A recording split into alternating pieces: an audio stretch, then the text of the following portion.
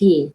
Mercia Fynn has a Bachelor's of Commerce Law and a postgraduate diploma in corporate law, which she obtained at the University of Witwatersrand. Mercia is a member of the Corporate Council Association of South Africa and the South African Institute of Intellectual Property Law. Mercia has many years of experience in commercial law, particularly in the negotiation and structuring of a variety of commercial transactions and drafting of a range of commercial agreements relating to, among others, licensing transactions, franchising, leases of immovable property, sales of shares, and employment arrangements. Mercia also advises clients on all aspects of corporate law, including the establishment of different business entities, statutory changes, the establishment and operation of social and ethics committees, directors' duties, and shareholders' disputes. Mercia's primary focus is on consumer law, data privacy information law, and electronics communications and transactions. And Mercia has assisted many different businesses of different sizes on all these aspects. So good morning, Mercia, and welcome. Good morning, Romani. Goodness me, that was quite a mouthful. But wow. So I'm glad to have you with us today because we are going to be discussing how businesses or franchises, what they need to do to protect themselves from digital-related risks. So from that perspective, how should a business protect itself against an employee damaging its reputation online? Okay, so this is quite a serious topic, and we've seen it so many times in the media over the past few months, etc. I mean, you've seen in the case of, for example, St. George's Fine Foods, where we had the reputation of that company and also related companies being damaged by an employee that unfortunately made a blunder online. So it's quite important, and no business should consider themselves immune from that. And the best way to protect yourself against that is to have a very well drafted social media policy. So what a social media policy will do is several things. One, it will advise employees as to what is acceptable behavior online. And this is important because there's no such thing anymore as tweeting in your personal capacity or doing anything in your personal capacity. The lines are very much blurred these days, and anything that you do online does have a knock-on effect on your employer. So this will advise them what acceptable behavior is, as I said. It will hopefully cause employees to think before they post something, because obviously these things happen in the heat of a moment, and you want your employees to actually realize the serious gravity of this. Also, it will advise them that their behavior on these social media platforms do have legal consequences, because oftentimes employees don't necessarily realize that online is the real world as well, and that you can actually incur legal consequences as a result of what you post. We think it's maybe not that serious, it's something that's just done for fun, but that is actually not the case.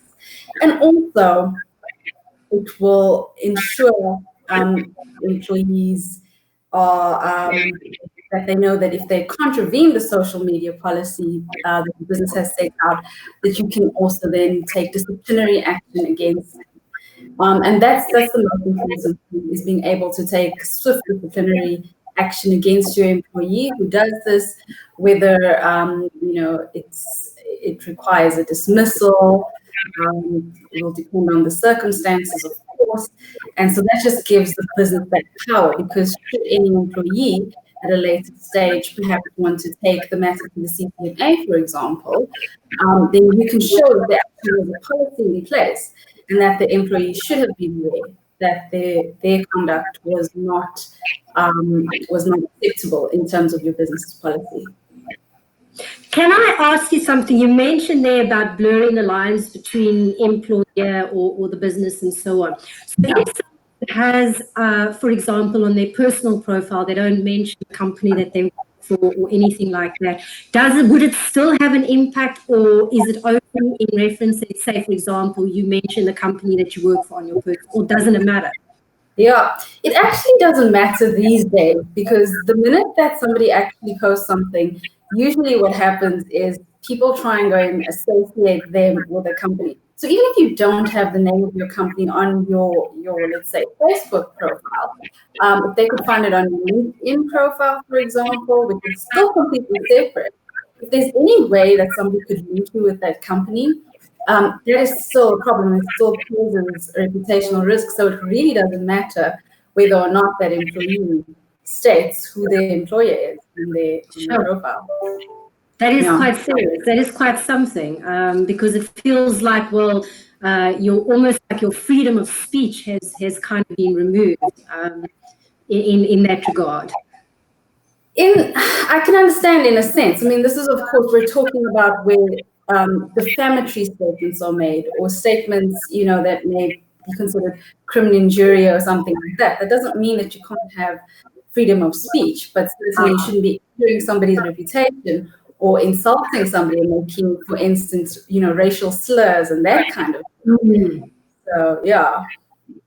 That makes sense, because sometimes I read comments online and I can't believe how people are just so vocal about some of the things that they say. And I just think to myself, how do you, I know you want to get your point across, but how do you get your point across when you actually call someone a defamatory comment, or call someone by their name, like, let's say, a bigot or whatever they call them? And I think it's kind of like, I would take offense at that. And so why would I listen to you if you're going to be calling me all these names under the sun just because I shared my viewpoint? Yeah, some people feel, I think, shielded by the screen in front of them and the keyboard. And, they do think that maybe gives them a measure of protection. And you certainly say things that you probably wouldn't say in the real world necessarily, but it's a false sense of protection.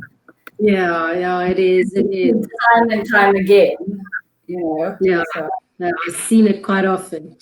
And what would you say should be done in the event that, because sometimes I've seen this where people just open up another page under, like, their copycats, and they, like, here's the Trump page, for example, especially with personalities, but sometimes it also happens to businesses where someone would go and copycat their social media page, very similar to that of the business. How does one manage that where someone is piggybacking off your brand name or your business name?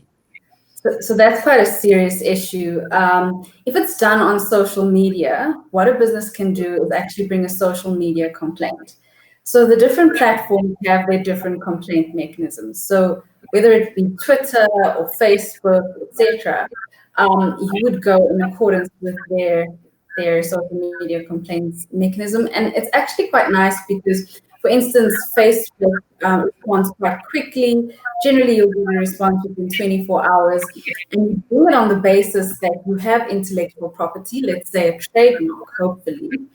And you can say somebody else is copying that, or they have a page that is very similar or exactly identical.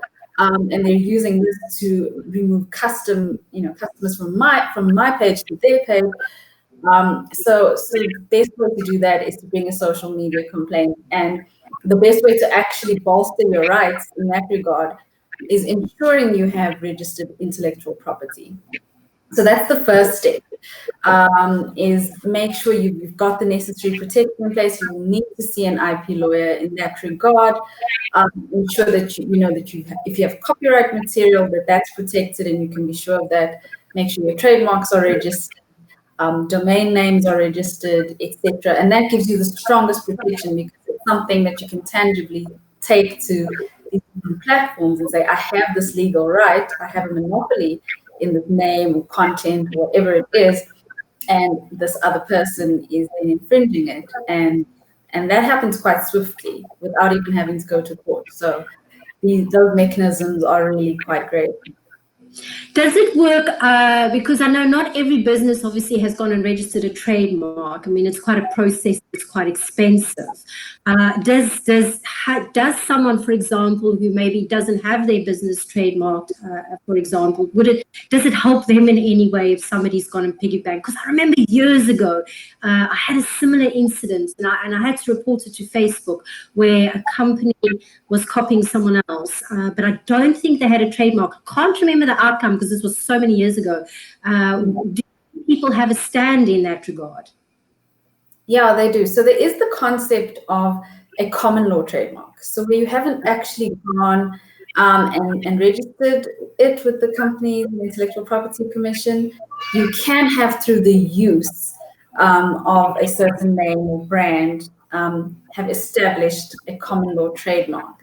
Then you've got to it's a little bit more difficult than having a trademark certificate, which is very easy and it's prima facie proof that you have that right. Here you've got to show use. So you've got to, bring out brochures, websites, advertising material, etc., over whatever period you've been trading, to actually show that you do have common law rights in that mark. So it's a little bit more difficult, but you do still have recourse. The best case is obviously to have a registered right, though. Okay, that's interesting. And I want to just go back also to the defamation of character. If someone, say a third party, take you to court for, let's say, for example, I see a post online that's defamatory to somebody else or a business. Can I, as a third party, go and take someone to court if I'm not the actual business that I'm doing it, that's been done against? Am I making sense in the question? It does make sense. In that instance, the problem is that you wouldn't have what we call locus standi. So you've got to have a legal interest in the matter. So there has to be a reason why this affects you. So if it doesn't actually, it's not your reputation that's been injured, it's not your company or anything like that, you don't really have legal standing to take the matter to court. If somehow there was an injury to your reputation as a consequence in some way, maybe you're a related party to that business, maybe, I don't know, perhaps you're an employee of that business or something like that, quite possibly, but usually you wouldn't have the necessary legal standing to do so. Okay, that is interesting. That's interesting to know, because I saw something the other day and I was wondering how that actually works. So thank you for sharing that. Yes. Yeah. Now, when it comes to your digital assets, which includes your social media platforms, it also includes your websites and many other entities like your emailers, that sort of thing. So let's come back to the website. Now, websites, apparently, you have to have your terms and conditions. So are terms and conditions strictly necessary, or can a business get away with simply having a privacy policy? Okay. So if you are conducting e-commerce on your website, you're actually selling your products or your services through that website, then there is a legal requirement to have website terms and conditions. And then these website terms and conditions need to comply with our South African legislation on that, which is the Electronic Communications and Transactions Act. And it has numerous requirements that it sets out quite specifically as to what has to be in there. There need to be cooling off periods. You need to have fulfilled the transaction within a certain amount of time. You need to give enough information about your business, etc. But if you take the example of a business which doesn't conduct e-commerce through its website, and it just maybe it's for information purposes and that sort of thing, they don't strictly have to have website terms and conditions. But it is still a good idea in those instances to have website terms and conditions. And that's for several reasons. For example, you need to be able to set out the legal rights that you have. So if you have any copyright material or any sort of intellectual property, it helps to have website terms and conditions, because then you can state what is allowed and what is not, that copying is not allowed and that kind of thing. Also, if there's more engagement that happens on the website, you want to set out what is allowed in that regard. So non-abusive sort of engagement between different users of the websites and things like that. So you want to be able to set that thing out on your website. So it is still a good idea to have website terms and conditions, but it's absolutely critical, as you said. So a privacy policy is absolutely critical, regardless of whether you do e-commerce or not. Now, we're talking about copyright. Not everybody understands really what it means to copyright, because sometimes I see people will share photos or content that belongs to another website or another person, for example, or something. What oh yes, like for example, recently because of lockdown, everybody's now a famous star online, sort of thing. You know, everyone's doing their shows and they're doing their little bits, and I know that you, and I'm not clear on it, but I do know that you're supposed to have a license or permission, for example, that if you're using, say, for example, Elton John's song in the background or something like that. And can you elaborate on that a little bit so people just get a bit of a clearer understanding of what they're allowed and not allowed to do with regards to copyright or content that belongs, say, to someone else originally? Sure. So several different types of material have copyright in them. So like you said, a song, for example, there would usually be copyright in that, but even pictures, as you mentioned, that you find on the internet, even if it's just out there on a Google search, usually the copyright that subsists in that kind of material. Even things like the way a website is laid out could have copyright in it. So it's quite important to note that you're not just allowed to take anything from that belongs to somebody else, any content, and use it then on your own site if you don't have some sort of a license or permission to use it.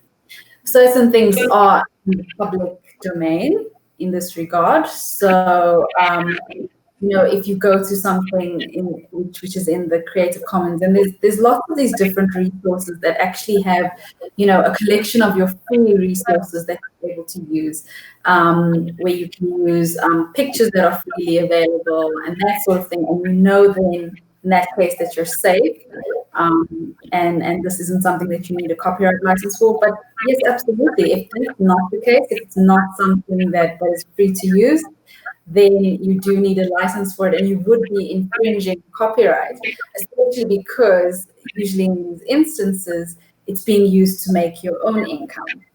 You know, it's used in connection with trying to promote your own business or your own venture. That is 100% an infringement of copyright, and should the owner of that copyright actually get hold of that, they would have a right to bring infringement proceedings against you. Okay. So if, say, for example, somebody's busy, because I saw the other day someone went online and they decided to host like a DJ party sort of thing online, you know, and obviously they play music. Is that, now I'm not sure if they run a business or not, or if it was just somebody that decided, oh, let's all get online and now I'm going to play some music. And is that, would they need a license or permission for that, or is that okay to do? No, that similarly, you would also need permission in order to do so. So, and I mean, it's quite nice with regards to music, because you know, you usually have these. There are houses that you go to that actually where you get permission and you get sort of an overarching license to use certain artists' music and that kind of thing. So that is something that is quite easily done, and different countries have their different sort of clearinghouses and that kind of thing in that regard. So no, you can't just do that kind of thing, because that performance of that is still an infringement of copyright. Wow, okay, so that's very interesting. A lot of people need to watch out what they're doing online, you know, and people do it so blasé, not realizing of the impact or implications that could result from playing someone else's music or something that's being copyrighted. Wow. What would you say are my business obligations if the system is hacked or I experience a leak of customer data? What would someone do in that regard? Yeah, so I mean that's a very scary and unfortunately just a reality in this digital age that we live in. So many businesses get hacked all the time. So before we talk about the hacking, your first obligation is to try to ensure that it doesn't happen. Try to put systems in place, ensure that you've got your malware, antivirus protection, etc. All of that to try and ensure that a hacking doesn't happen. Educate your employees on things like ransomware and phishing and that kind of thing. But in the unfortunate event that a hack actually does happen or some sort of a data leak does happen, at that point, you're going to want to have had an incident plan in place. So this incident plan is obviously something you establish before a leak ever happens, and then so that you can implement it in the event that it does happen. And this plan's got to tell you how you're going to do your investigations as to how far the reach of this leak actually goes, so that you can also ascertain what are the possible consequences to any customers whose data you were holding and whose data has now gone and leaked. How sensitive is the information that has gotten out there? How far reaching is it? What can you do to actually mitigate it, and try to stop the spread of that information? So there needs to be a plan that talks to that. And you need to have sort of a task team really who's going to implement that plan, so that when, and I say when because it's not even a matter of if these days, it's a matter of when it happens, that you can respond quite swiftly to it. When the Protection of Personal Information Act eventually comes into effect, there will be a further requirement, and that will be that you have to notify the information regulator, which is a body that oversees compliance with that legislation. And you also need to notify every customer whose information was involved in that leak. And this has to happen as soon as possible after the leak has occurred. And you've got to advise them what they can do to mitigate risks. So you've got to tell them, you need to go and change your passwords now. You need to do whatever it is, depending on what your company is and what information you had to do. So that will be a legal obligation once that legislation comes into effect. And you've got to advise what you're doing as well as a company to try and mitigate those adverse effects and what you're going to do to try and prevent a leak from happening in future. Wow, that's quite something. It's very sensitive because people, you just kind of think, why are these people hacking me? If it had to happen to you, and it's quite a scary thought, especially because I know you have to protect data and that kind of information for people. So is it important that you announce to your customers as well that this is, because you mentioned that you got to inform of the process. So I imagine that you got to inform the regulator of what processes you've implemented. Would that apply also to the customers that you have? Absolutely, because if you consider the fact that these leaks often have an impact on your reputation, it does quite a lot of reputational harm. You want to ensure that you restore that confidence that your customers have in your business now. And you don't want it to sort of get out to your customers via a different source that this leak has happened to you and you haven't been the one to disclose it, because you can imagine the PR fallout from that. So you want to quite swiftly deal with it, advise your customers, but tell them that you detected it as quickly as possible, and this is what you've done to try and ensure that there is no that the harm isn't too far reaching, and how you're going to ensure that you're going to avoid it if possible. So in future, so it is quite essential that you actually do engage with your customers on that. And here, PR become a very big deal, and of huge assistance in dealing with that kind of fallout. Now that brings me to thinking about, because websites can also get hacked. and then sometimes I don't know what they do, but they kind of do a redirect of information or something. Is that something similar, or what's the difference between, say, a website that gets hacked and has their information redirected or something, or a hack? For example, Zoom lately, I think, has been in the media with regards to security hacks. Is that a big difference? Yeah, essentially all of these fall under the definition of a data leak, as we're looking at it. So there's different ways in which it can happen. In fact, hacking is the extreme kind of way that we're looking at it, but it can happen if an employee loses their laptop, for example, if you think about it. Because that means it falls into somebody else's hands and there could be personal information on it. So ultimately, if the effect is that you do have information of somebody falling into the hands of an unauthorized person, no matter how it happens, whether it's by ransom and something is now redirected onto a different platform, or whether it's just by a hacking and something is managed to access, or whether it's just by, like I said, a lost laptop, lost cell phone, even a lost memory stick. Any of those can result in just a third party getting unauthorized access to someone else's information, and that's a data leak. And all of these, as we spoke about, all of these rules apply as to how you have to deal with it. So one has to, in a sense, have that also in either your employee's contract or your social media contract. I guess they should change it, not from social media, but digital asset contract, really. Because absolutely. Your IT policy, yeah. Your IT would speak to that and speak to what has to happen, So an employee needs to advise you immediately, for example, if they've been out and let's say, their laptop was stolen or something like that, it had personal information on it. And then you need to ensure as well that on the company side that you've put in things in place like encryption, if that's a possibility, and that sort of thing, to just try and ensure that even if these things do fall into the wrong hands, that you have some sort of security measures in place, which will mitigate the risk to any third parties whose information you have. Sure. That's quite a lot. It's a lot to think about. I'm feeling overwhelmed just sitting here listening to all of it. No, it's very interesting. Yeah, it is. It is very.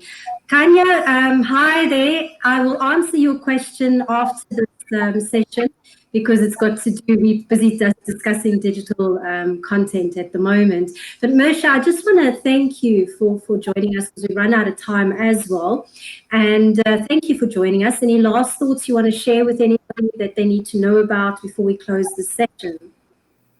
Thanks, Romany. Yeah, thank you very, very much. It was my absolute pleasure.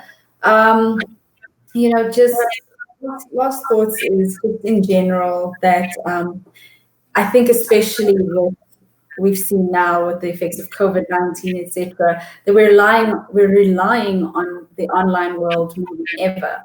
And so we just need to be very mindful as we operate in this space that it's a dangerous space. As much as the opportunities are great, we need to be just aware of the risks that come with it and ensure that we have, different measures in place, and that we are complying with the law in this regard. And I know that it seems like it can be quite a daunting task, and there's quite a lot of things to consider. But there's many things that a business can just do on their own without even having to go to a lot of expense. Doing things like ensuring that you look at the safety of the different platforms that you're using free resources online. Like there's a great site, Have I Been Owned? It's owned with a P, which allows you to ascertain whether any of your email addresses have been compromised and through which platforms, that kind of thing. These things are free, and these are resources that businesses can actually use to check and ensure that they haven't been involved in, for example, a data leak and that kind of thing. So yeah, and all the best of luck to all of the companies who are operating online and navigating through this digital world. Yeah, it's a very new thing for many people who were resistant to online. Now everyone's been forced onto online to have to their businesses. So yes, thank you so much for joining us. Lucy, thank you. There will be a live recording after this session, which you can access and tap into. Thank you for letting us know, Lucy. And that is it. If you want to get hold of Mercia or Kisch-IP about understanding more about these laws with data and information and copyright and trademarks, I will be posting a link to their website in the comment box below after this chat. And just also to remind you that FASA is a non-profit organization which is there to protect, lobby and promote and develop ethical franchising across all sectors within South Africa, with specific focus on transformation. FASA also offers membership to both existing franchisors and franchisees who support and runs ethical businesses. If you want to know more about what FASA does, you can visit them at www.fasa.co.za. Thank you for joining us. Until next time.